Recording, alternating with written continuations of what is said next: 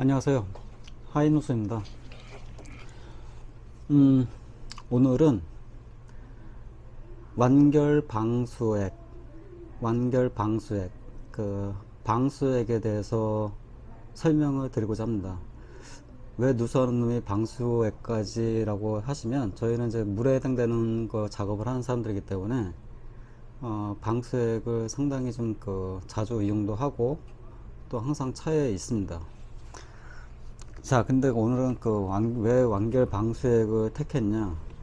아마 설비나 누수나 그 다음에 웬만한 작업자분들 중에 차에 가장 저렴하고 그 다음에 효과 좋고 가격 싸고 뭐 이래서 이제 가지고 다니시는 분들이 상당히 많이 계시죠. 제 주변에도 뭐 많이 계시고요.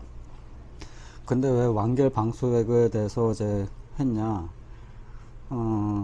일반적으로 작업자분들이 방수액의 방수가 되는 원리를 잘 모르시는 것 같아서 오늘은 설명을 좀 하려고 합니다.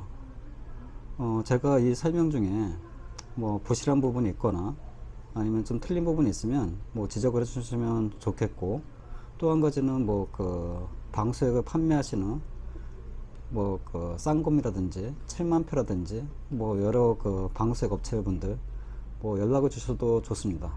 연락을 주셔도 좋고. 자, 근데 제가 이 방수액에 대해서 설명을 드리는 이유가 있는데, 요즘에 뭐 특히나 이제 비가 많이 오다 보니까 방수에 관련된 것들이 뭐 외벽 누수라든지 이런 것들이 상당히 이슈가 있는데, 저는 이 맥락 때문에 이걸 택한 건 아닙니다. 다만 방수액을 좀 효율적으로 써야 뭐 소비자분들한테 이제 이익이 되는 부분이 있고, 그래서 잘 모르시는 분들이 제 주변에 상당히 많이 있으셔가지고 제가 계속 원리를 설명을 드리고 있는데, 그래서 이제 오늘은 제가 알고 있는 지식 이거를 갖다 좀 전달을 해드리려고 이렇게 영상 제작을 하고 있습니다. 자, 완결 방수액의 주성분은 지방산이 대부분입니다. 지방산 말 그대로 기름덩어리죠. 기름덩어리. 그 다음에 분포되는 게 특수첨가제라고 이제 표현하시는데, 제가 알기로는 일반적으로 지연제입니다. 지연제. 자, 그러면 얘네들이 왜 이렇게 구성이 되어 있느냐? 방수액이 이유가 있을 거 아닙니까? 그 이유가 있어서 그걸 가지고 이제 방수가 되는 거잖아요. 근데 그 이유를 잘 모르시니까 뭐 방수액을 왈칵 붓는다든지 방수액을 뭐 과다하게 넣으셔가지고 하시는데, 방수액이 뭐 통상적으로 약 한 뭐 적게는 10% 물 대비 10%부터 30%까지 이렇게 쓰시라고 이제 그렇게 표현이 돼 있고, 그 다음에 뭐 시멘트를 같이 섞어서 쓸 때는 뭐 시멘트 무게 뭐 한 3에서 5% 정도 이렇게 넣어서 이제 쓰라고 얘기하는데, 그건 이제 무게단위겠죠. 무게단위. 부피가 아니라 무게단위. 자, 근데 이 방수액의 원리를 좀 이해를 하셔야지 나중에 쓰실 때 도움이 되실 텐데, 방수액이 시멘트, 이제 일반적으로 이제 액방을 할 때 이제 포틀랜드 시멘트하고 얘가 믹싱이 되면 어떤 역할을 하는지에 대해서 설명을 드릴 건데, 믹싱을 할 때는 얘네들이 보통 설명에는 한 3에서 5분 정도 교반을 하라고 이렇게 돼 있어요. 근데 왜 3에서 5분이냐? 저희가 실제로 포틀랜드 시멘트하고 같이 넣어서 섞어보면 한 15초, 20초만 넣어도 저희가 봤을 때는 믹싱이 다 된 것 같이 보여요. 뭐 거의 죽이니까 이렇게 하면은 뭐 손으로만 슬슬 해도 그냥 뭐 저희가 전부쳐 먹는 정도의 점도가 나오면서 믹싱이 다 된 것 같이 보이죠. 근데 왜 5분 동안 돌려? 얘를? 그 이유가 있죠. 그 이유는 방수액이 골고루 퍼지도록 이 믹싱 모즈의 포틀랜드 시멘트하고 널리 분포가 될 수 있게끔 펼치기 위해서 하는 거예요. 그 이유가 있는데, 그 이유는 얘를 갖다 이제 믹싱을 하고 나서 바닥에 붓거나 어디에다 뭐 이렇게 칠하는 붓으로 뭐 칠하는 형태로 하거나 하더라도 분포가 됐을 때 얘가 어떤 역할을 하면 얘가 시멘트 알갱이가 있고요. 얘가 뭐 방수액이 여기만큼 있습니다. 그럼 이만큼 있으면 얘가 방수액이 여기 자리를 잡고 있다가 얘가 삐져나오는 역할을 합니다. 이 자리에서. 그러면 이 삐져나온 공간을 누가 메꾸냐? 시멘트 알갱이가 와서 여기 공간을 메꾸죠. 근데 왜 그 방수액을 많이 타면 안 좋냐 하면 방수액이 많아서 방수액이 삐져나온 자리가 공극이 많으면 여기 구멍이 많이 있겠죠. 구멍이 많이 있다는 건 뭐예요? 결과적으로 공간이 있다는 얘기입니다. 그러면 공간이 있다면 얘가 밀도가 많이 떨어지겠죠. 그래서 적정 배합률이라는 게 있는 거예요.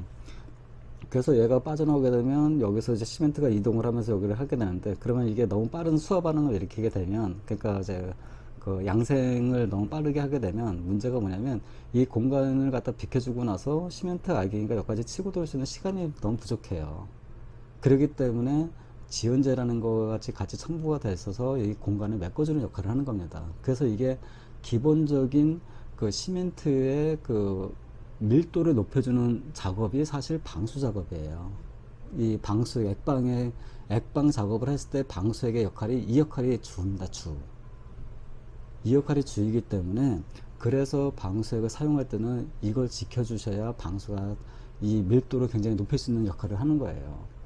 그러니까 이제 앞으로도 저희 같은 업종이나 그 다음에 이제 소비자분들은 나중에 어떤 화장실 공사를 하실 때나 하게 되면 방수 작업할 때는 일단 첫 번째 청소, 이제 먼지에 모든 시멘트가 다 붙어봐야 먼지 붙는 거는 큰 의미가 없으니까요. 시멘트 청소, 그 다음에 충분한 교반, 희석비율과 교반, 그 다음에 양생시간.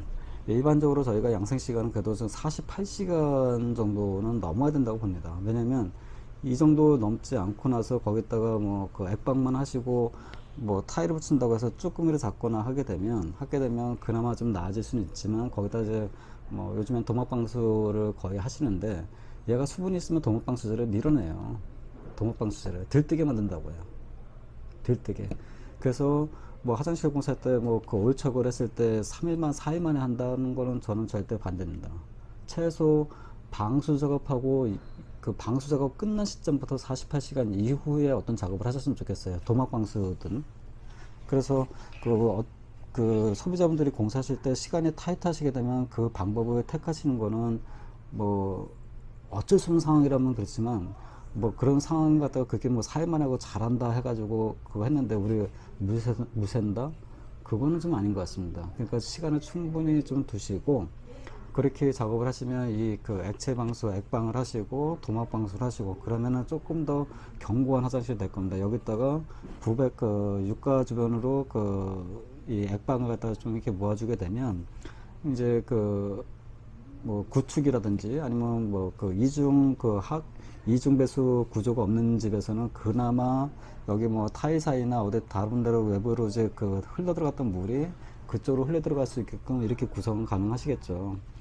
그러니까 이제 방수액 사용법에 대해서 좀 많이 좀 이해를 못 하신 것 같아서 제가 방수액 원리에 대해서 이렇게 설명을 드렸습니다. 오늘은 여기 방수액에 대해서만 설명하니까 여기서 마치도록 하겠습니다.